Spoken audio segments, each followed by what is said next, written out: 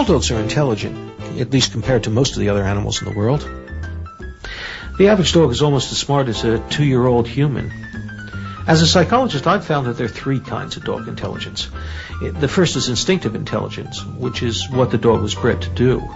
Thus, retrievers retrieve and herding dogs herd, and we really don't have to do much more than place them under human control. Working and obedience intelligence tells us how well a dog will learn and perform commands for humans. Now, the third type of intelligence is adaptive intelligence, which is the dog's overall learning and problem-solving ability. It's the closest thing to what IQ tests measure in humans. And there's as much variability between individual dogs and their adaptive intelligence as there is among humans and their IQ. I've created the Canine IQ test in order to test all of those aspects of the dog's behavior. Now, the test consists of 12 different problems or subtests. Now, they don't have to be given in any particular order except for the memory test, and we'll get to that a bit later. And they don't all have to be given on the same day. It might even be better, since we're using treats as rewards, trying to motivate the dog, that the test be split across 2 sessions or maybe even 3 sessions. The whole test itself takes about 30 minutes. Of course, some dogs are going to respond a bit faster and some are going to be a bit slower.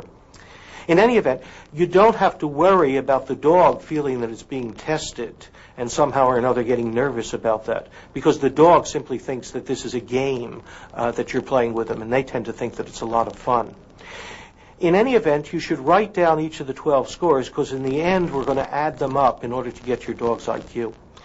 Before you start, your dog should be at least about a year or more in age. Now, for some of the fast-maturing breeds, you can get away with the dog being 9 or 10 months of age, but you really don't want to rush it, because it would be awful to have the dog score poorly simply because he was too young to take the test.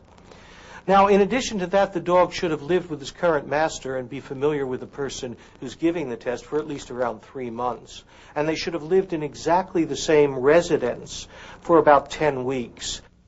For purposes of analysis, the scores of the Canine IQ test are most valid on the first test, and you can get away with the second test. But the scores aren't going to be all that valid beyond about the second test. Now, some people tend to give the dog the test a number of times because it's fun.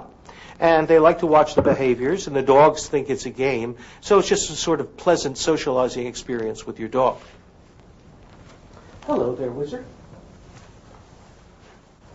Now, it's probably best if the test is given by the dog's master or someone who the dog is quite familiar with.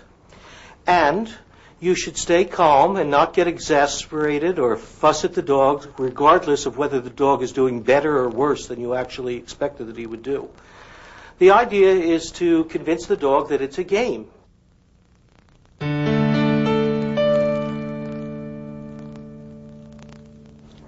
The first test is really very easy. It requires almost no preparation at all. It's a test of observational learning, things which your dog should have learned simply by association with your routines around the house which he normally lives. It makes an easy starting place in our test for the adaptive intelligence of your dog. The first thing which you have to note is that your dog should be awake and alert and in the general vicinity that you are, in the same room. Pick a time when you normally don't walk your dog. You should take your hat and your coat and your leash and whatever it is which you normally use when you're going out on a walk for your dog, and then look silently at your dog. If the dog runs to the door or comes directly to you indicating some excitement or interest, score 5. If not, move directly to the door and then stop. If the dog comes to you in anticipation of a walk or going out, score 4. If not, place your hand on the doorknob and turn it back and forth to make a noise. If the dog comes then, score 3.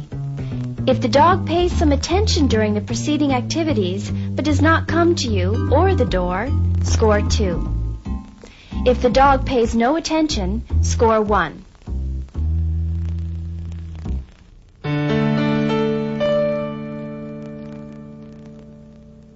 This is a test of problem solving. For this test, you need an empty tin can and some bait. The first thing you have to do is to show the dog the bait. Here you go, Sancho. Yes, you like that. Next, what you do is you have to have the bait, place it down, and like a silent movie star, ham acting, make sure that you cover it so that the dog sees it, and then start the stopwatch and let the dog go. Sancho. If the dog knocks the can out of the way and gets the tidbit in 5 seconds or less, score 5. 15 seconds or less scores 4. 30 seconds or less scores 3. 60 seconds or less scores 2. If the dog tries once or twice, sniffing around the can but does not get the bait after a minute, score 1. If the dog makes no effort to obtain the bait, score 0.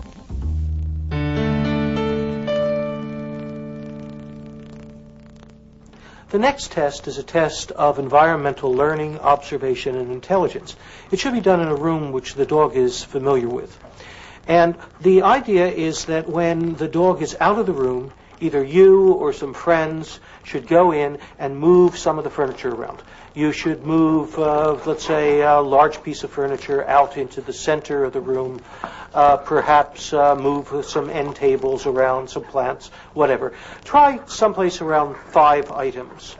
Then you should bring the dog back into the room without saying anything, release him from his leash, start the stopwatch, and watch what happens. If the dog notices something is different within 15 seconds and starts to explore or sniff any changed aspect of the room, score 5.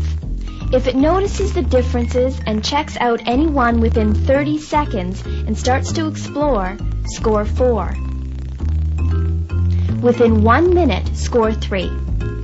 If the dog looks around cautiously, seems to notice something is different, but does not explore any changed aspect of the room, score 2. If a minute has passed and the dog still ignores the changes, score 1.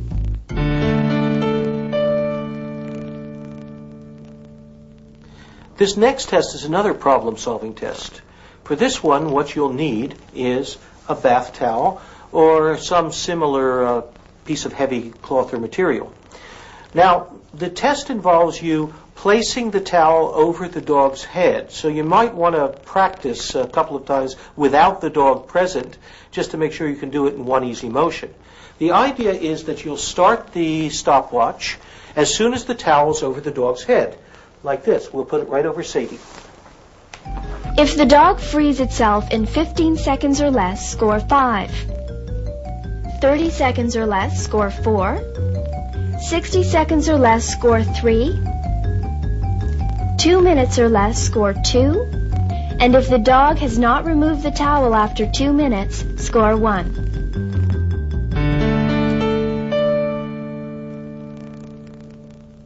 This next test is one of social learning. What you have to do is to pick a time when your dog is resting comfortably about 8 feet away from you. It hasn't been specifically told to stay in place. Then you should look at the dog, and as soon as the dog looks at you, stare intently for about 3 seconds, and then smile. If the dog comes to you with any tail wagging, score 5. If the dog comes, but slowly or only part way with no tail wag, score 4. If the dog stands or rises from lying to a sit, but does not move toward you, score 3. If the dog moves away from you, score 2. If the dog pays no attention, score 1.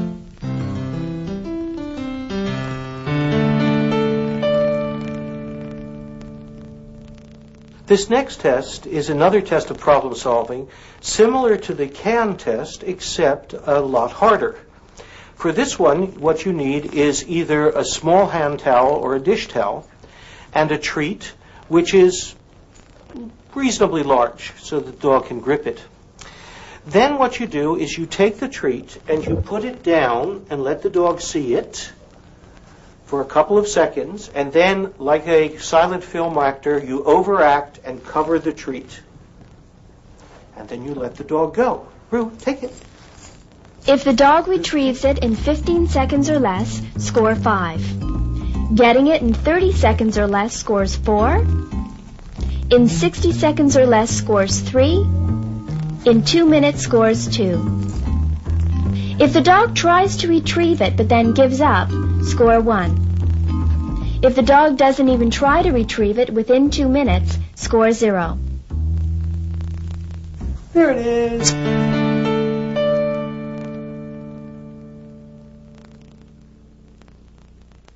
The next test is the first of 2 memory tests, and it should be done in a room which is sort of an average-sized room without too much furniture in it. And it's a test of short-term memory. The way it works is as follows. First of all, you take your dog into the center of the room. If you don't have a dog who sits reliably, you should have somebody help you, an assistant or whatever. Have your dog stay, and then what you do is you take a piece of bait and, like a silent movie star, overact and very obviously place the piece of bait. Then you go back to your dog and lead him out of the room.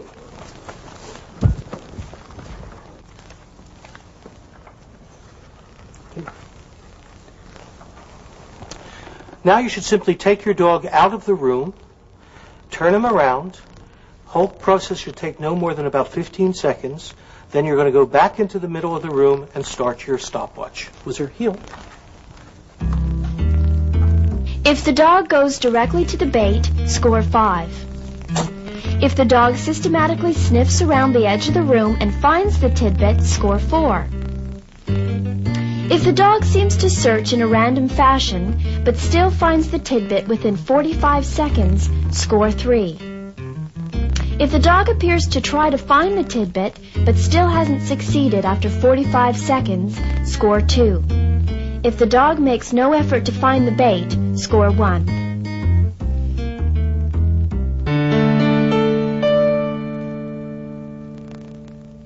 The next test is a long-term memory test, and it should be run right after the short-term memory test. It's run in almost exactly the same way. You leave the dog in the middle of the room. Stay. You go over to a different place in the room, and again with silent movie technique, you very visibly place a piece of bait. Then you return to the dog and leave the room.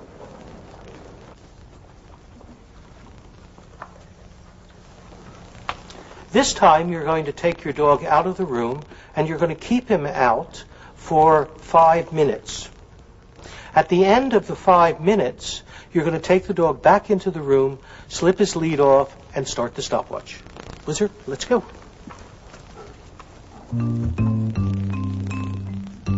If the dog goes directly to the bait, score 5. If the dog goes to the corner where the first bait was, and then quickly goes to the correct corner, score 4.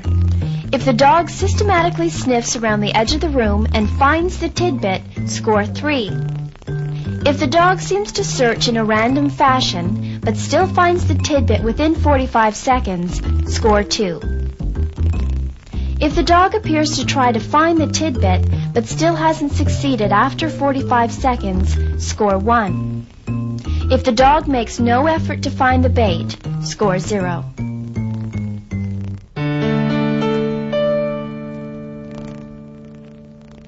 This next test involves problem solving and manipulation. In order to conduct this test, what you need is a little piece of apparatus. It involves a board and 4 either bricks or books.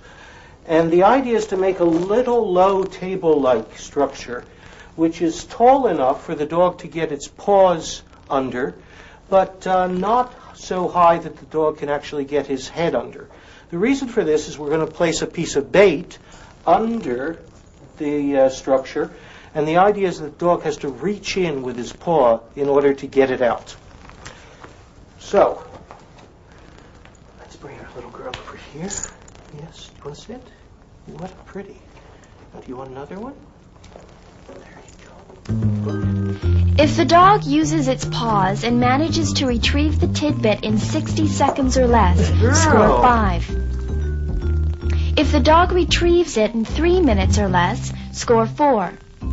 If the dog uses its muzzle only and fails to get the bait, or if it uses its paws but still has not retrieved it after 3 minutes, score 3. If the dog doesn't use its paws and simply sniffs or gives 1 or 2 tries to retrieve it with its muzzle and then gives up, score 2. If, after 3 minutes, the dog has made no effort to retrieve the bait, score 1.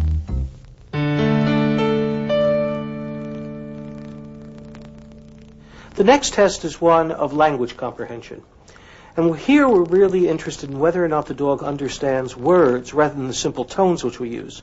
So, for example, we're going to determine whether the dog understands its own name or whether it is simply responding to the tones which we use when we're talking to it. So in this case, what we're going to do is we're going to call the dog in. We're going to use the tones which we normally use when we want the dog to come, but we're not going to use its name. So let's see what happens. Refrigerator. If the dog comes now, score 3. If the dog does not come, in the same tone call movies. Movies. If the dog comes, score 2. Next, if the dog still does not respond, call its name. Do not use the word come. Molly. If the dog comes now, or shows any tendency to move toward you, score 5. If not, call the dog's name a second time. Molly. If the dog comes now, score 4. If not, score 1.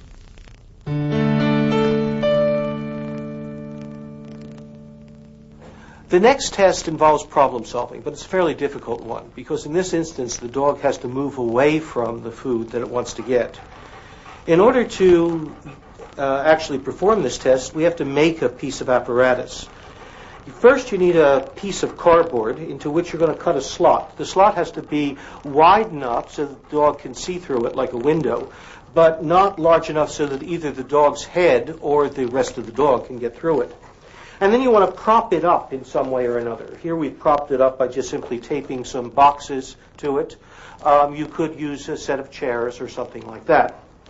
Now, the way that the test will work is as follows. Let's just set it up over here. And we are going to show a dog a piece of food so that he can see it.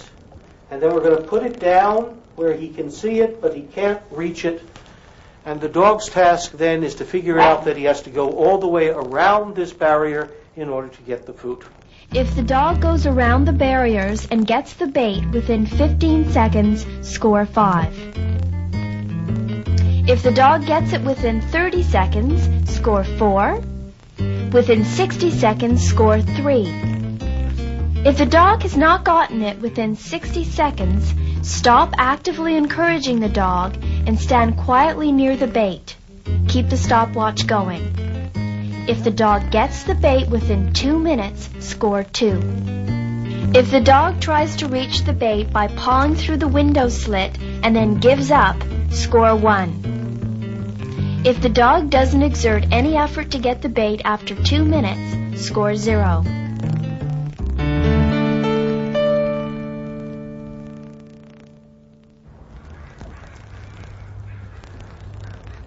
Now this exercise starts with the dog sitting at your heel position. That's really just by your left leg. Now I'm working on the presumption, of course, that you've already taught your dog how to sit. If you haven't, it's something you should do right away, not just for this exercise, but for your own sanity. What the dog is going to have to do is to get up from that heel position and step in front of you, turning around to face you, so that his nose is toward your knees. For this particular exercise, you're going to need a lot of tidbits in your pocket and a lot of praise. The command is your dog's name and the word front. If you're already using the word front for something else, use face me or something like that. The first time you do this, your dog isn't going to know what you want of him, so obviously you're going to have to guide him. And the way it works is this. Wizzy, front. Right over there. What a good dog. Now we're going to repeat that 3 times. Whizzer? Yeah, come on. Can we do that again? Whizzer, sit. Wizzy, front. Right again. Excellent. And one more time. Oh, yes, this is so easy. You now already know it. Wizzy, front.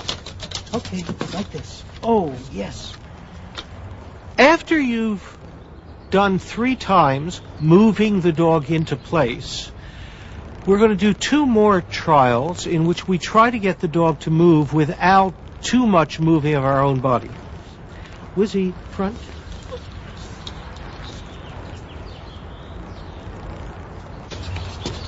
You're getting better. You're getting better. Sit. Training trial number 6 is really a test. What we're going to do is we're just going to tell the dog to go to the front and see whether he moves. Wizzy, front. Now, even though that was sloppy, if your dog goes to the front, no matter how sloppily, the test is over. Score 6.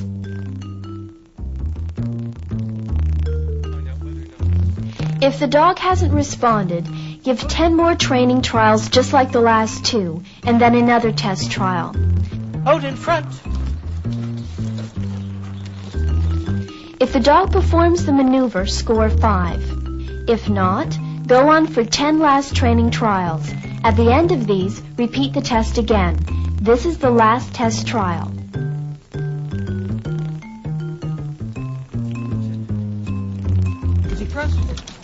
On this test, if the dog performs the front exercise without any assistance on your part, score 3. If the dog comes around to the front but doesn't sit, score 2. If the dog stands at the front command but doesn't move around, score 1. If the dog remains sitting, score 0.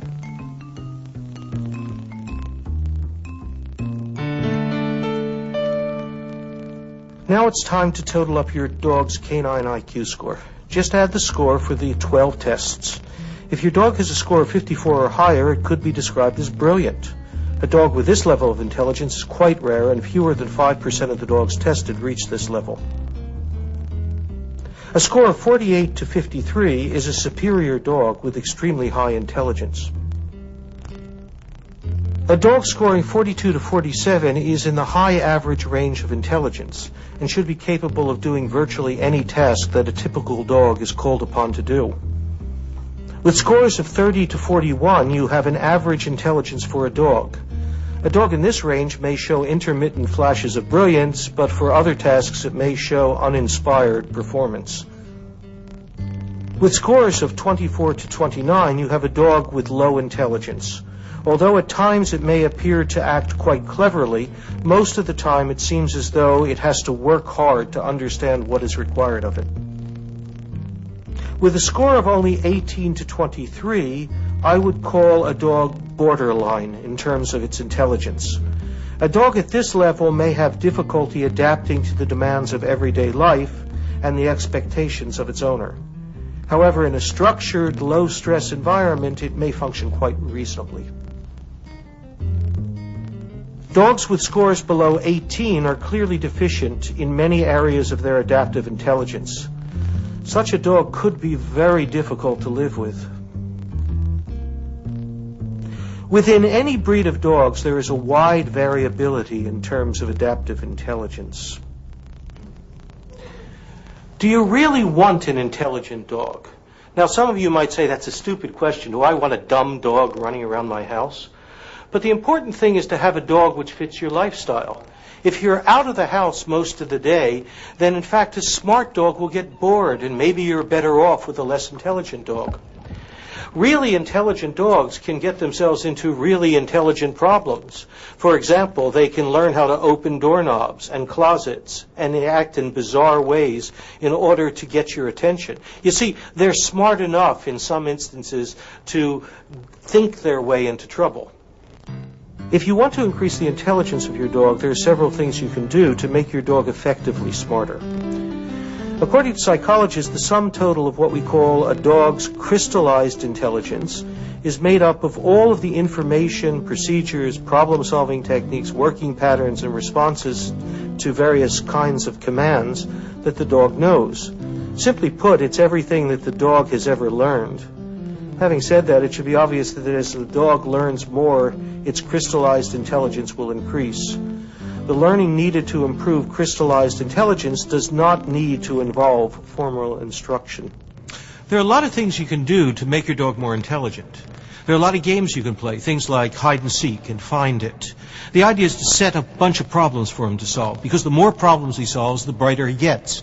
And there are certain toys which also do the same thing. They set him problems to solve. Let me show you one of those. This little toy is called a Buster Cube. And basically, it's got a little hole in it, which allows you to put some food in it, and some little compartments so that you can distribute the food around inside of it. Now, the dog's task is to back this thing around in order to get the food out. But it really turns out to set some problems for him. Let's see how this works. Okay. You want to play with this? You like this, don't you, huh? You want it? Go. Get the food.